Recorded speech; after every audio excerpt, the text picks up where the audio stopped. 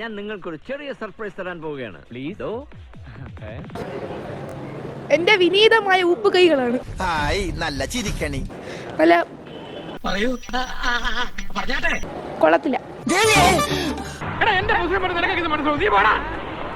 ഇപ്പത്തെ ഒരു നമ്മളുടെ ഒക്കെ ഒരു ഏജുള്ള ഒരാൾക്ക് ഒട്ടും ഇഷ്ടപ്പെടത്തില്ല. ഇനി മേലാൽ മൂക്കിലിരുന്ന് മൂളിയാൽ ചിന്തേരിട്ട് കളയും ഞാൻ. എന്തോ ആരോ വിളിച്ചു തോന്നുന്നു.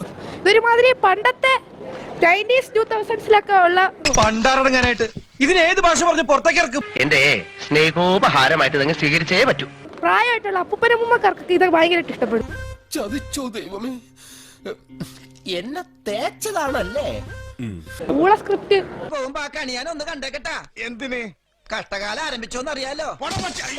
കൊള്ളത്തില്ല. എനിക്കറിയാൻ പാടില്ല, ഞാൻ പോണ്. ഇത് നിങ്ങളുടെ പ്രശ്നമാണ്. അത് അതിനേക്കാളും കൊള്ളത്തില്ല. പ്രായമുള്ളവർക്കുള്ള പദം, പക്ഷെ ചെറുപ്പക്കാർക്ക് ആർക്കും ഇഷ്ടപ്പെടത്തില്ല. വലിയ ആളാവണ്ട, വലിയ ആളാവണ്ട.